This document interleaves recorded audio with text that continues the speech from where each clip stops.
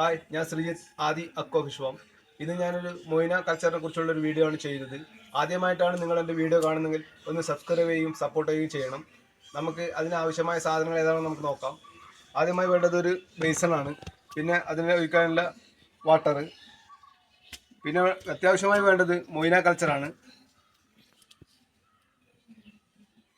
പിന്നെ വേണ്ടത് ഈസ്റ്റാണ്. ഈസ്റ്റ് തരി രൂപത്തിലുള്ള ഈസ്റ്റാണ് ഉപയോഗിക്കുന്നത്. ക്വാളിറ്റി കുറഞ്ഞ 10 രൂപയുടെ ഈസ്റ്റ് ഉപയോഗിക്കാണ്ടിരിക്കുന്നതാണ് നല്ലത്. അതിൽ പെട്ടെന്ന് തന്നെ കൾച്ചർ മോശമാവാൻ ചാൻസ് ഉണ്ട്. പിന്നെ വേണ്ടത് ഒരു ഗ്ലാസും ഒരു സ്പൂണുമാണ്. നമുക്ക് എത്ര പുറമാണ് ഈസ്റ്റ്, ഈ ബേസിൽ ആവശ്യമായ ഈസ്റ്റ് ഇത് മതിയാകും. നമുക്കിത് ഗ്ലാസ്സിലേക്ക് ഇട്ട് കൊടുക്കാം. ആവശ്യത്തിന് വെള്ളം വെച്ച് കൊടുക്കാം. നല്ല രീതിയിൽ തന്നെ മിക്സ് ചെയ്യണം. എന്നാൽ മാത്രമേ മൊയ്ന കൾച്ചർ നല്ല രീതിയിൽ നിൽക്കുകയുള്ളൂ. ഇതിൽ തരി രൂപത്തിലുള്ളത് അതിൽ വന്ന പെട്ടെന്ന് തന്നെ കൾച്ചർ ക്രാഷ് ആവാൻ ചാൻസ് ഉണ്ട്. നല്ല രീതിയിൽ തന്നെ മിക്സ് ചെയ്യുക.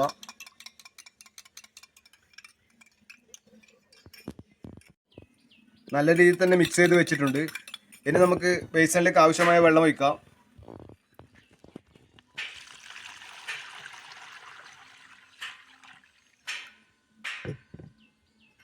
ഇനി നമുക്ക് ഈസ്റ്റ് ഒരു അരിപ്പ വെച്ച് ഒഴിക്കുന്നതാണ് നല്ലത്.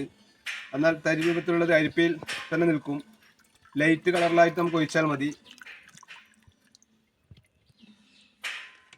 ഇനി ഒരു സ്പൂൺ വെച്ച് നമുക്കത് മെല്ലെ ഒന്ന് മിക്സ് ചെയ്ത് കൊടുക്കാം. ഇനി നമ്മൾ എടുത്തു വെച്ച മൊയ്ന കൾച്ചർ നമുക്ക് അതിലേക്ക് ആഡ് ചെയ്യാം.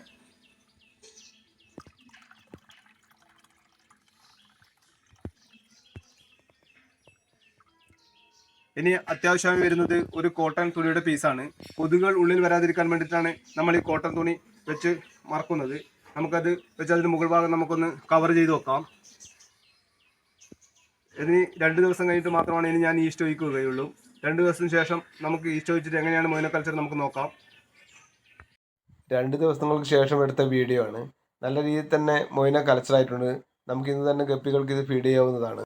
മൊയ്ന കളക്ട് ചെയ്യുന്നതിന് വേണ്ടിയിട്ട് നമുക്ക് ഇതുപോലുള്ളൊരു കപ്പിൽ നല്ല വെള്ളം എടുക്കുന്നതാണ് നല്ലത്. പിന്നെ ആവശ്യമായിട്ട് വരുന്നത് ഒരു അരിപ്പയാണ്. മുകളിൽ പൊങ്ങിക്കിടക്കുന്ന മൊയ്നയെ നമുക്ക് നല്ല അരിപ്പയിൽ കളക്ട് ചെയ്ത് ഈ വെള്ളത്തിലേക്ക് ഇറക്കി വിടാം.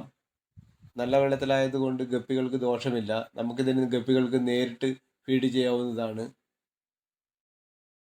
ഗപ്പികൾക്ക് മൊയ്ന ഫീഡ് ചെയ്യുന്നത് വളരെയധികം നല്ലതാണ്. ഗപ്പികൾ പെട്ടെന്ന് തന്നെ വളരുവാനും ബ്രീഡാകുവാനും നല്ല കുട്ടികളെ ലഭിക്കുന്നതിനും മൊയ്ന നല്ലതാണ്. നിങ്ങൾക്കും നിങ്ങൾ ഗപ്പികൾക്ക് മൊയ്ന കൾച്ചർ ചെയ്ത് ഫീഡ് ചെയ്യാവുന്നതാണ്.